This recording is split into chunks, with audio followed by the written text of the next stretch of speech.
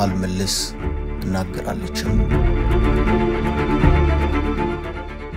Isaias wanted to join the federation, right? Join the Ethiopian Federation, that is. And there was all of this when they were kind of giving each other rings and, I think it was my president, my prime minister, that kind of language was being exchanged. ኢሳያስ ኤርትራን ከኢትዮጵያ ሊቀላቅሉ ነበርም can collectively get rid of the Wayani, then Eritrea might rejoin Ethiopia. ቀድሞ ጠቅላይ ሚኒስትር አቶ መለስ ዜናዊ ልጅ ሰማሃል መልስ አዲስ ቃለ ምልልስ ብቅ ብላለችም አዲስ ስታንዳርድ የበይነ መረብ ፖድካስት ሚዲያ ጋር የተካሄደ ሰፊ ያለ ቃለ ምልልስ ነው ሰማሃል በዚህ ቃለ ምልልሷ በርካታ ጉዳዮችን አንስታለችም የኢትዮጵያ የኢኮኖሚ ሪፎርም የኢትዮ ኤርትራ ጉዳይ የወደብና የቀይ ባህርን አጀንዳ እንደዚሁም የትግራይን ፖለቲካና የፕሪቶሪያውን ስምምነት ጭምር በማንሳት በርካታ ጭብጦችን የዳሰሰችበት ሁኔታም ታይቷል ሰማሃል መልስ በዚህ ቃለ ምልልሷ የትግራይን ፖለቲካ ሊቃን የስልጣን ጥመኞች በማለት አጥብቃ ተችታለችም በትግራይ የሁለት ዓመታቱ ጦርነት አንዱ መሪ የነበሩትንና አሁን ደግሞ ከመቀሌ ፖለቲከኞች የተለዩትን ጀነራል ጻድቃን ገብረትንሳኤን ሰማሃል አጥብቃ ተችታለችም ከዚህ ውጪም ሰማሃል ከትግራይ ጦርነት በፊት ለውጡን ተከትሎ የኢትዮ ኤርትራን አዲሱን ግንኙነትም በመዳሰስ የለውጡ ሰሞን ፕሬዝዳንት ኢሳያስና ጓዶቻቸው የኢትዮጵያን ፌዴሬሽን የመቀላቀል ፍላጎትን አሳይተዋል የሚል ወሬዎች ሲነገሩ ነበር በማለትም በጊዜው የታዩትን አንዳንድ ነጥቦችም ጠቆም ያደረገችበት ሁኔታም ታይቷል Isaias wanted to join the federation, right? Join the Ethiopian Federation, that is. And there was all of this when they were kind of giving each other rings and I think it was my president, my prime minister, that kind of language was being exchanged.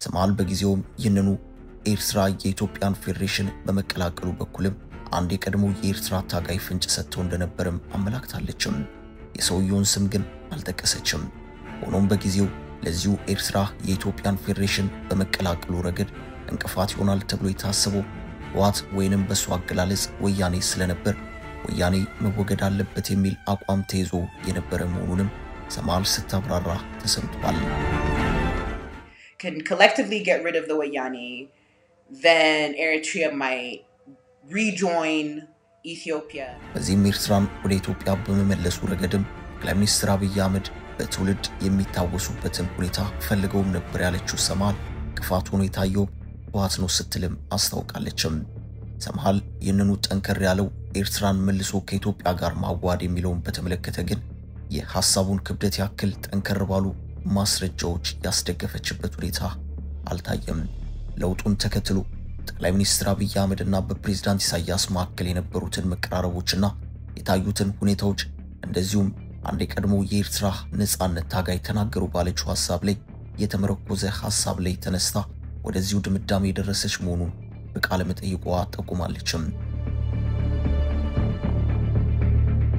ሰማሃል ከዚህ ባለፈም ዛሬም ድረስ ሙሉ በሙሉ ወደ መሬት መውረድ ስላልቻለው የፕሪቶሪያው ስምምነት ጉዳይም ያላትን እይታ በዚሁ ቃለ ምልልሷ አጋርታለችም ሰማሃል የፕሪቶሪያውን ስምምነት የምትመለከተው አንድ ወሳኝ መሰረታዊ ጉዳይ የጎደለው አድርጋ መሆኑን በዚሁ ቃለ ምልልሷ አመላክታለችም ለምን ስምምነቱ ሙሉ በሙሉ መሬት ላይ ወርዶ ተግባራዊ መሆን አልቻለም በሚለው ዙሪያ አንድ ወሳኝ ምክንያት አድርጋ ስታነሳ የታየው ራሱን ስምምነቱን ነው ሰማሃል በትግራይ ጦርነት ከፌደራል መንግስቱ ውጪ ሌሎች ኃይሎችም ጭምር የተሳተፉበት መሆኑን በመግለጽ በዚህም ጦርነቱ በብዙ ተዋንያን መካከል የተካሄደው ነው ሳለ በመጨረሻም የፕሪቶሪያው ስምምነት የተፈረመው ግን በሁለቱ ኃይሎች መካከል ማለትም በፌደራል መንግስቱና በዋት መካከል መሆኑን በማስታወቅ የስምምነቱም ችግር አንድ ብሎ የመነጨው ከዚሁ ጋር ነው ስትልም አስታውቃለችም ሰማሃል በዚሁ ማብራሪያው የፕሪቶሪያውን ስምምነት bilateral agreement for multilateral war ስትል ነው የገለጸችው በዚሁ የሁለት ዓመት ጦርነት ውስጥ የኤርትራ መንግስትና የፋኖ ኃይሎች ተሳትፈዋል ከፕሪቶሪያው ስምምነት በኋላ የኢትዮጵያና ኤርትራ መንግስት ሲለያዩ በፋኖ ኃይሎችና በፌደራሉ መንግስት መካከል ደግሞ ውጊያዎች የተቀሰቀሱበት ሁኔታ ይታያል። ሰማልም ዝርዝር ባታደርገውም ይህንኑ ጉዳይ እያነሳች ይመስላል። ሰማል የጦርነቱ ተዋናይ ኃይሎች ከማለት ውጪ በስም ጠቅሳ የገለጸችበት ሁኔታ አልታየም። ችግሩ ከራሱ ከስምምነቱ የሚመነጭ ከሆነ መፍትሄውስ ምን መሆን አለበት በሚለው ዙሪያም ሐሳቧን ሰጥታለችም። በሰማል እይታ መሰረትም አሁንም የፕሪቶሪያው ስምምነት ላይ ብቻ ትኩረትን ሰጥቶ ከመነታረክ ነገሮችን ወደ ራሱ የስምምነቱ መነሻ በመመለስ አዲስ ሌሎችን በጦርነት ውስጥ የተሳተፉትን ግን ደግሞ በስምምነቱ ውስጥ የሌሉትን አካላት አካቶ መነጋገርና ወደ አንድ ስምምነት መድረስ ያስፈልጋል። ባጭሩ በሰማል እይታ ለፕሪቶሪያው ስምምነት ቅርቃር ወሳኙ የመፍትሄ ቁልፍ ራሱን ስምምነቱን ይዞ ዳግም ወደ ድርድር መግባት ወይንም ሪኒጎሺየት ማድረግ ነው። ሰማል በዚሁ ማብራሪያውም አሁን ጦርነት ከመጀመሩ በፊት መነጋገርና የመነጋገር ፍላጎት መኖር አለበት። ለዚህ ደግሞ ዓለም አቀፉ ማህበረሰብ የራሱ የሆነ ሚናና ኃላፊነት ሊኖረው ይገባል ብዬ አስባለሁ። በተለይ ደግሞ የፕሪቶሪያ ስምምነት መተግበር አለመቻልና በአተገባበሩ ላይ በተፈጸሙት እንቅፋቶች ዙሪያም ጋር በተያዘ ንግግሮች መኖር አለባቸው። በዚሁ መሰረት በጦርነቱ የተሳተፉትን አካላት በሙሉ ያቀፈ ሁሉን አቀፍ ስምምነት ወይንም ኢንክሉሲቭ ፔስ አግሪመንት መኖር አለበት ስትልም አስታውቃለችም። ይህ ከሆነ በተለያዩ ጊዜያት በነበሩት የሰላም ስምምነት ፈራሚዎች ዙሪያ አንድ የሆነ መተማመን ይፈጠራል ማለት ነው በማለትም በዚሁ ዙሪያ ያላትን አቋም አብራርታለችም። ሰማል በዚህ ቃለ ምልሷ ያነሳችው የፕሪቶሪያውን ስምምነት ብቻም አይደለም። መንግስት ከተለያዩ አካላት ጋር አድርጓቸዋል ያለቻቸውን ስምምነቶችንም ግልጽ ማድረግ አለበት የሚል ሐሳብንም ሰንዝራለችም። የለውጡ ሰሞን መንግስት የኤርትራ መንግስትን ጨምሮ በጊዜው ከተለያዩ አካላት ጋር ያደረጋቸውንም ቀደሙ ስምምነቶች ለህዝብ ግልጽ ቢያደርጋቸው አንዱ የአሁኖቹ ችግሮች መፍትሄ ሊሆኑ ይችላሉ የሚል አትያይ ያላት መሆኑንም በዚሁ ቃለ ምልልስ ያስታወቀችበት ሁኔታም ታይቷል። መንግስት ከጦርነቱ በኋላ ኢትዮጵያና ኤርትራ ምን ተስማሙ የሚለውን ነገር በተመለከተ በግልጽ የሚታወቅ ነገር የለም። በተመሳሳይ መልኩ መንግስትና ኦነግ ሸኔ ምን ተስማሙ የሚለውም ነገር ግልጽ የሆነበት ሁኔታ አይታየም። በተመሳሳይ መልኩ መንግስትና ኦነግ ምን ተስማሙ የሚለውም ነገር ግልጽ የሆነበት ሁኔታ አይታየም። በተጨማሪም ከፕሪቶሪያው ስምምነት በፊት በፌደራሉ መንግስትና ህወሓት መካከል ሲሸልስ ላይ ምን አይነት ስምምነት ተደረገ በሚለው ዙሪያም እንደዚሁ የሚታወቅ ነገር የለም። በዚህ መልኩ የተደረጉ የተለያዩ ሚስጥራዊ ስምምነቶች ግልጽ መሆን አለባቸው ብዬ አስባለሁ። በዚህ ረገድ መንግስት ቀደም ብሎ ከተለያዩ ኃይሎች ጋር ያደረጋቸውን ሚስጥራዊ ስምምነቶችን ግልጽ እንዲያደርግ ዓለም አቀፉ ማህበረሰብ በዚህ መንግስት ላይ ጫና ማሳደር አለበት ብዬ አስባለሁ። ይህ መሆኑ አሁን ያሉትን ውጥረቶች በመቀነሱ ረገድ የራሱ የሆነ ሚናን ይጫወታል የሚል እምነትም አለኝ ስትል ተናግራለችም። ሰማል ከዚህ ባለፈም በዚሁ ቃለ ምልሷ የትግራይን የፖለቲካ ሊቃንን አጥብቃ ትችታለችም። ሰማል የትግራይን ፖለቲከኞችና የፖለቲካ ኃይሎችን በተመለከተ በማናቸውም መልኩ በአቋራጭ ስልጣን ላይ መውጣት የሚፈልጉ እንጂ በዲሞክራሲያዊ ሂደት በህዝብ ይሁንታ ባለበት ምርጫ ወደ ስልጣን የመምጣት ፍላጎት የሚታይባቸው አይደሉም በማለትም ይሳዊ ትችቷን አሰምታለችም።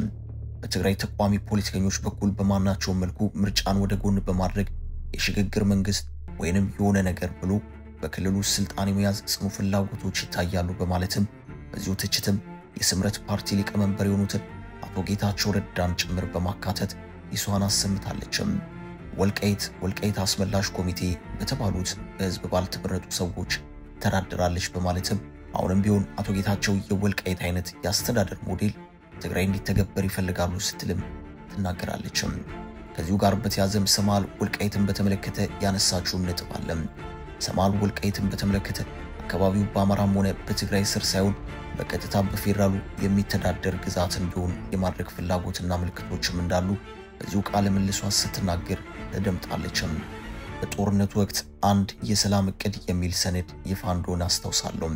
የሰነድ ይፋ የሆነው በሰነዱ ላይ ስማቸው ባልተጠቀሱ የኢትዮጵያ ሊቃን በኩል ነው። ሰነዱ በወርልድ ፒስ ፋውንዴሽን በኩል ይፋ የሆነ ነው። በዚህ የሰላም እቅድ ውስጥ ከቀረቡት ምክረ ሐሳቦች መካከል አንደኛው ነጥብ ወልቃይትን የሚመለከት ነው።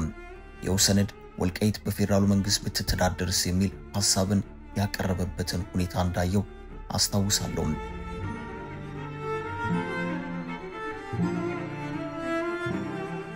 የሐሳብ ከዓመታት በኋላ አሁንም ጎልቶ እየተሰማ ያለበት ሁኔታም አለ በማለትም ወልቃይትን ሁሉም ይገባኛል ጥያቄን ከሚያነሱት አማራና ትግራይ ክልል ውጪ በፌደራል መንግስት የማስተዳደር ሐሳብ አለ ስትልም አስታውቃለችም።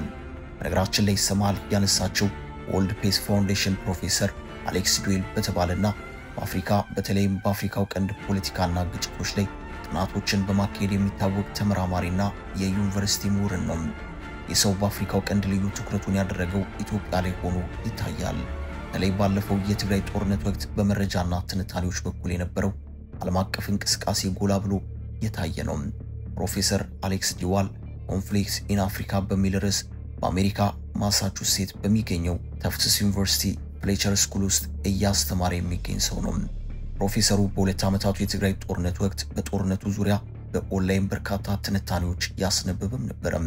ከወልቃይት ጋር በተያዘ የፕሮፌሰር አሌክስ ዲዋልን ጉዳይ ያነሳችው ሰማል በዚሁ አስታካም ፕሮፌሰሩ በአንድ ወቅት በዚያው በጦርነቱ ሰሞን ስለ ጀነራል ጻድቃን የጻፈውንም አንዳተታ አጥብቃ የተቸችበት ሁኔታም ታይቷል።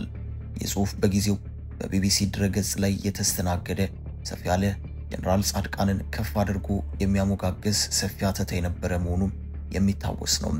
ጀነራል ጻድቃን ገብረትንሳይ ኢትዮጵያስ ትግራይ ሬብል ማስተርማይንድ በሚል ርዕስ በቢቢሲ ድረገጽ ላይ ለመንባብም የበቃ ነው። ይህ ጀነራል ጻድቃን ላይ መሰረት ያደረገው የቢቢሲው ድረገጽ የፕሮፌሰር አሌክስ ዲዋል ትንታኔ የጀነራል ጻድቃንን የህይወት ውጣ ውረድና የስኬት ጉዞ በመተንተን ጀነራሉ ለአፍሪካ የሚመነዘር ወታደራዊ አመራር ብቃት ያላቸው መሆኑን የሚያትት ሆኖ ይታያል። በዚሁ ጽሑፍ ውስጥ ፕሮፌሰሩ ጀነራል ጻድቃንን ታላቁ ወታደራዊ ስትራቴጂስት ግሬተስት ሚሊተሪ ስትራቴጂስት በማለት አሞግሷቸዋል ያለችው ሰማል የሙገሳ በእጅጉ ሊያነጋግር ነው በማለትም ሰማል ወደ ኋላ መለስ ብላ ኢሳዊ ጥያቄን አንስታለችም።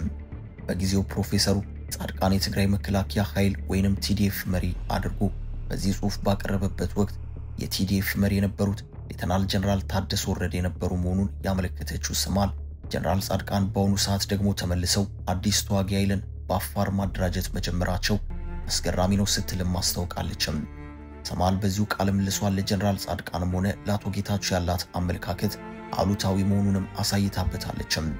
ሌላው ሰማል በዚሁ ቃል ምልልስ ካነሳቻቸው ጉዳዮች መካከል ህወሓትን ለመታገል ነፍጥ አንግበው አፋር በረሃ በገቡት የትግራይ የሰላም ኃይል ወይንም ቲፒኤፍ ታጣቂዎች ዙሪያ ነው። ሰማል ልክ እንደ ጀነራል ጻድቃን ሁሉ ለነዚህ ኃይሎች አዎንታዊ አመለካከት ያላት ሆኖም አልታየችም። እነዚህ ኃይሎች በነ ጀነራል ጻድቃን ተደራጅተው የሚመሩ እንደዚሁም በፌደራል መንግስት በኩል እገዛ የሚደረግላቸው አድርጋ ያቀረበችበት ሁኔታም ታይቷል። የአፋሮቹን ሐራ መሬት ታጋዮች የሚባሉትን ታጣቂዎች በሱዳን ከጀነራል መሐመድ ሐምዳን ዳጋሎ ከሚመራው የሱዳን ፈጥኖ ድራሽ ጦር ወይንም አርኤስኤፍ ጦር ጋርም በማመሳሰል ክሷን አሰምታለችም። አበቃን። ሰናይ ጊዜን ተመኘን።